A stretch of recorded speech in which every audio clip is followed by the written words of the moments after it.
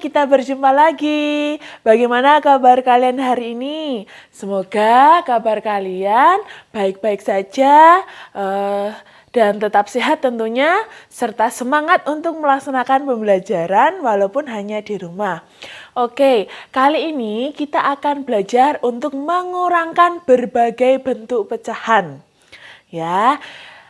Cara yang paling mudah atau cara pertama yang harus kalian lakukan adalah menyamakan bentuk pecahannya. Jika kalian menemukan soal seperti ini, ya, ini kan soalnya kan berbeda bentuk ya. Ada pecahan biasa, pecahan campuran, pecahan desimal dan juga persen, ya. Bisa dilihat kan soalnya seperti ini. Nah, cara yang bisa kalian lakukan adalah menyamakan bentuk pecahannya.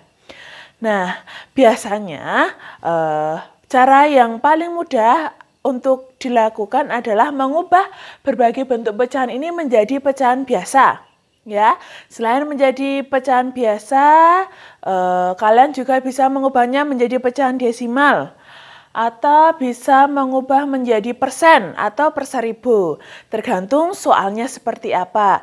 Nah, ingin tahu lebih lanjutnya? Simak videonya sampai selesai. Oke, dari soal di video tadi kita dapat mengetahui ada sebuah soal 160% dikurangi 0,5 dikurangi 3/4 sama dengan titik-titik. Oke, dari soal tersebut kita kan tahu di sini ada 3 bentuk pecahan. Ada bentuk pecahan persen, desimal, dan pecahan biasa. Cara yang pertama harus kita lakukan adalah menyamakan bentuk pecahannya. Kita bisa mengubah ke pecahan biasa, kemudian persen, maupun ke pecahan desimal, tergantung ya.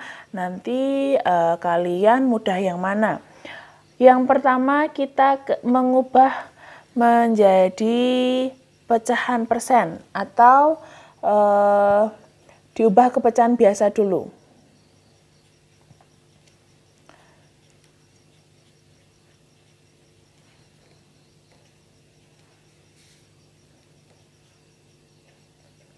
Nah, cara mengubahnya menjadi pecahan biasa, ya sudah kita tulis saja.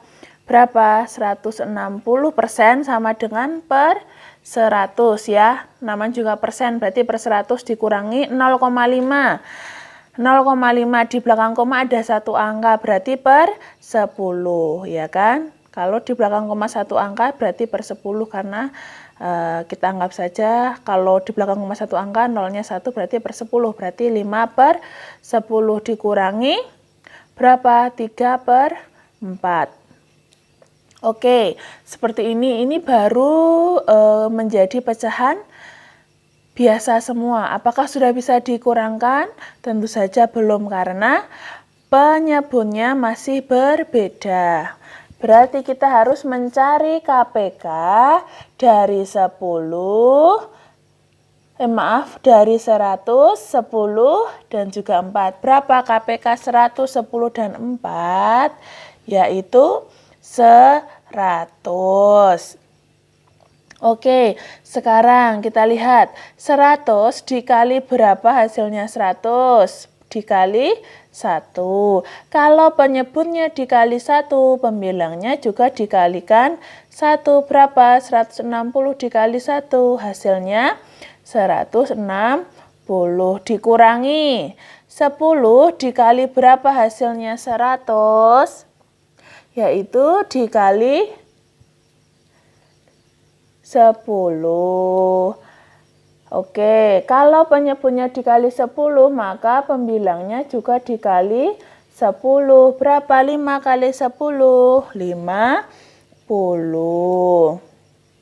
Oke, sekarang kita lihat lagi 4 dikali berapa? hasilnya 100, yaitu dikali 25. Kalau penyebutnya dikali 25, maka pembilangnya juga dikali 25. Berapa 3 dikali 25? Hasilnya 75. Dikurangi 75.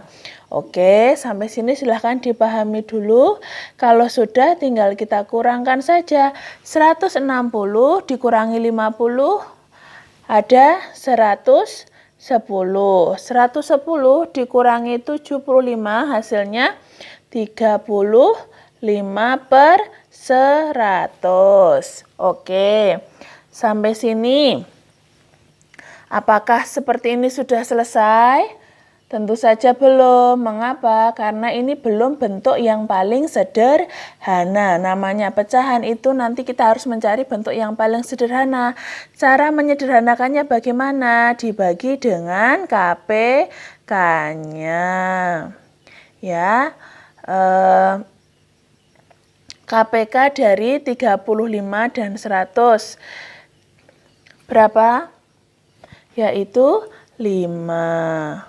5 ya, kita dibagi dengan KPK-nya. 35 dibagi 5, 7 per 100 dibagi 5, 20. 7 per 20. Apakah masih bisa disederhanakan? Tentu saja tidak, maka hasilnya adalah 7 per 20 dengan cara mengubah ke pecahan biasa. Oke, kita masuk menggunakan cara yang kedua. Kalau tadi yang pertama diubah ke pecahan biasa, ini saya mau ubah ke pecahan desimal. Desimal ya. Oke. Masih ingat kan pecahan desimal itu yang bentuknya seperti apa? Yang ada komanya, di mana nilai di belakang koma itu merupakan per 10, per 100, per 1000, dan seterusnya. Seperti itu ya. Nolnya belakang koma. Kalau kalian masih lupa, silahkan cek link ini ya. Cek link ini. Oke. Kita lanjut ya, diubah ke pecahan desimal. Sekarang 160% dikurangi 0,5 dikurangi 3/4. Ini soalnya. Kalau desimal kan kita bisa lihat ya. Ini per 100, 160 per 100. Lihat, kalau per 100 berarti di belakang koma ada berapa angka? Ada 2 angka. Ini 5 per 10, ini 3 per 4. Supaya kalian tidak bingung ya. Maka kita lihat di belakang koma ada 2 angka ya. Jadi kan per 100 berarti di belakang koma ada 2 angka. Kita hitung 2 angka dari belakang. 1, 2. Berarti di sini 1,60 ya. 0 di belakang koma, kalau di belakang 0 lagi sudah tidak angka lagi, boleh tidak ditulis ya. Oke, dikurangi 5 per 10, jelas tadi ya, 0,5. Dikurangi 3/4, berapakah bentuk pecahan desimal dari 3/4? Yaitu 0,75. Anak-anak bisa menghafal ya, misalnya saya tuliskan di sini. Kita mulai dari yang terkecil dulu. Ini pasti ya, ini pasti. Berapa? 1/4 itu bentuk desimalnya berapa? 0,25. Kemudian setengah, bentuk desimalnya 0,5 atau 0,50. Kemudian 3/4 bentuk desimalnya adalah 0,75. Jadi ini boleh kalian hafalkan supaya kalau kalian ingin mengubah bentuk pecahan campuran ataupun pecahan biasa menjadi pecahan desimal akan lebih mudah seperti ini. Ini karena ini pasti ya. Kalian boleh menghafalkannya.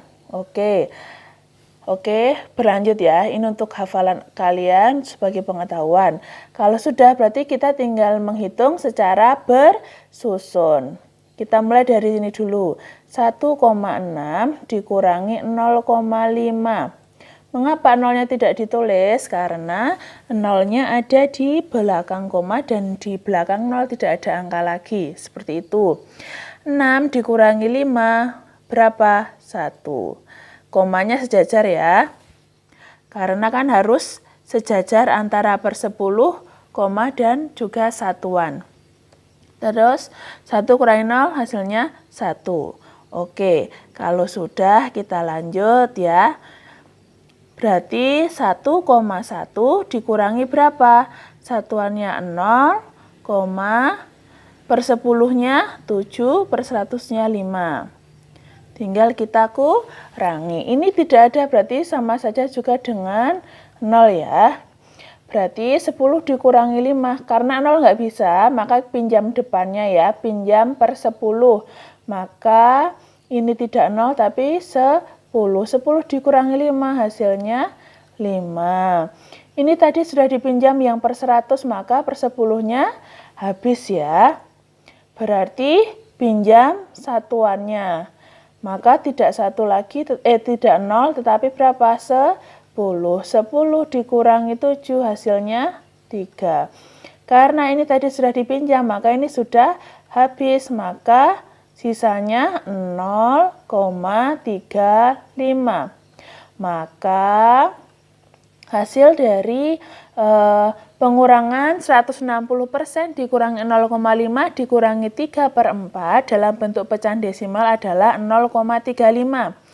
Kalau untuk membuktikan, anak-anak bisa membagi 7 dibagi 20. Dengan menggunakan pembagian secara bersusun juga. Pasti kalian juga akan menemukan hasilnya 0,35. Seperti itu. Silahkan nanti anak-anak kalian cek ya. Apakah benar 7 dibagi 20 itu 0,35. Seperti itu. Oke, ini saya punya contoh lain ya. Misalnya 3/4 dikurangi setengah dikurangi 0,25.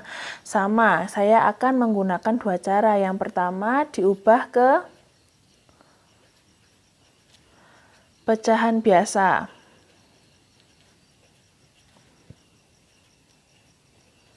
Oke, langsung saja ya. 3/4 dikurangi setengah dikurangi 0,25. Diubah menjadi pecahan biasa. Masih ingat kan ya cara mengubah pecahan campuran menjadi pecahan biasa? Jika A, B per C, maka bentuk pecahan biasanya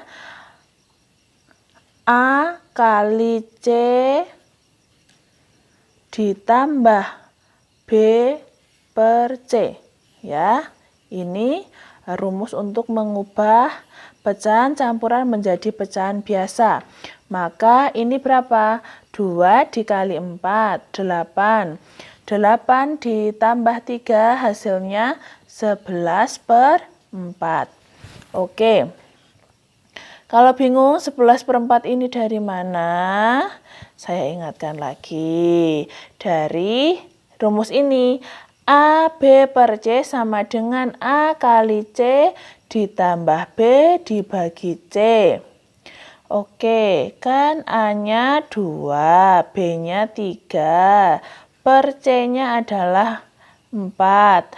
Maka A kali C berarti 2 dikali 4 ditambah B, B-nya 3, per C, C-nya berapa? 4. Seperti itu.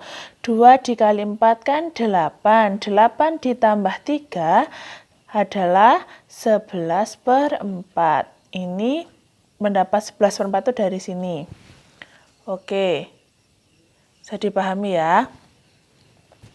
Kalau sudah 11/4 dikurangi setengah, kan tetap karena sudah bentuknya pecahan biasa, dikurangi 0,25. Masih ingat kan tadi 0,25 itu berapa? 1/4. Kalau sudah seperti ini diapakan?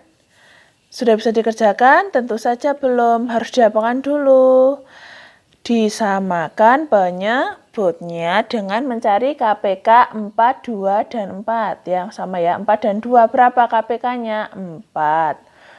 4 dikali berapa hasilnya? 4 dikali 1. Maka pembilangnya juga dikalikan 1. 11 dikali 1 hasilnya 11. Dikurangi 2 dikali berapa hasilnya? 4 dikali 2. Kalau penyebut dikali 2, pembilangnya juga dikalikan 2. 1 dikali 2 hasilnya 2. Dikurangi sama ya, 4 kali 1, maka pembilangnya juga dikalikan 1. 1 kali 1 hasilnya 1. Oke, sampai sini ya. Paham ya?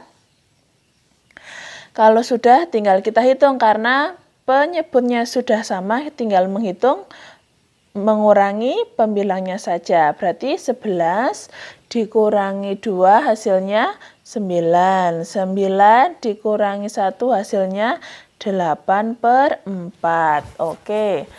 Apakah sudah selesai? Tentu saja belum, karena bentuknya belum sederhana. Kita lihat pembilangnya lebih besar daripada penyebutnya, maka kita bagi dulu.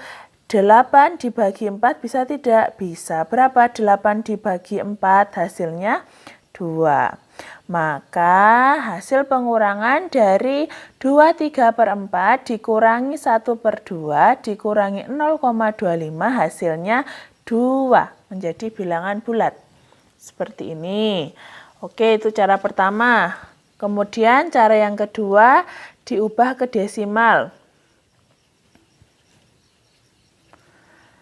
Desimal ya, pecahan desimal. Bagaimanapun atau mau pilih cara berapapun, kalau kalian betul menghitungnya maka hasilnya akan sama. Oke, kita ubah ke pecahan desimal ya. 23/4 dikurangi setengah dikurangi 0,25. Nah, oke. Apakah 23/4 ini bisa langsung kita ubah menjadi pecahan desimal? Tentu saja bisa. Kalau kalian sudah menghafal tadi ya, rumus yang sudah saya berikan tadi. Ya, berapa? Berarti 2. Ini kan bilangan bulat ya, berarti tetap 2,3/4. Bilangan bentuk desimal dari 3/4 adalah berapa tadi? Di catatan tadi, yaitu 0,75. Karena 0, ini kan sudah ada bilangan bulatnya, maka tinggal 0,75. Seperti itu. Kalau kalian lupa 3/4 itu bentuk desimalnya berapa, kalian bisa menggunakan porogabit untuk mencari bentuk desimal dari 3/4. 3 dibagi 4. Ya, seperti itu. Di porogabit. Kemudian dikurangi setengah. Setengah bentuk desimalnya berapa? 0,5. Seperti tadi loh. Kemudian dikurangi 0,25 berarti tetap ya 0,25. Karena bentuknya sudah pecahan desimal. Kalau sudah seperti ini berarti tinggal kita kurangkan secara bersusun, di mana kita meluruskan, di mana satuan dengan satuan, koma dengan koma, persepuluhan dengan persepuluhan, dan per 100 dengan per 100. Oke, seperti ini ya. Masih ingat? Mudah sekali. 5 dikurangi 0 hasilnya 5. Oke, 7 dikurangi 5 hasilnya 2. Koma ya, tetap 2 kurangi 0 hasilnya 2. Kalau sudah, kita tinggal kurangi 2,25 dikurangi berapa? 0,25. Oke, bisa kita lihat ya bahwa satuan lurus dengan satuan, koma lurus dengan koma, per 10, lurus dengan per 10, per 100, lurus dengan per 100. Kalau sudah tinggal kita kurangkan. 5 kurangi 5 hasilnya 0. 2 kurangi 2 hasilnya 0. Koma sejajar hasilnya koma. 2 kurangi 0 hasilnya 2. Berarti 2,3/4 dikurangi 1/2 dikurangi 0,25. Jika diubah menjadi desimal, maka hasilnya adalah 2,00. 00 di belakang koma ini boleh tidak ditulis, maka hasilnya juga 2. Seperti ini, sama atau tidak? Sama. Kalau dengan cara apapun, kalau kalian menyelesaikannya dengan benar, caranya dengan benar, maka hasilnya juga akan sama.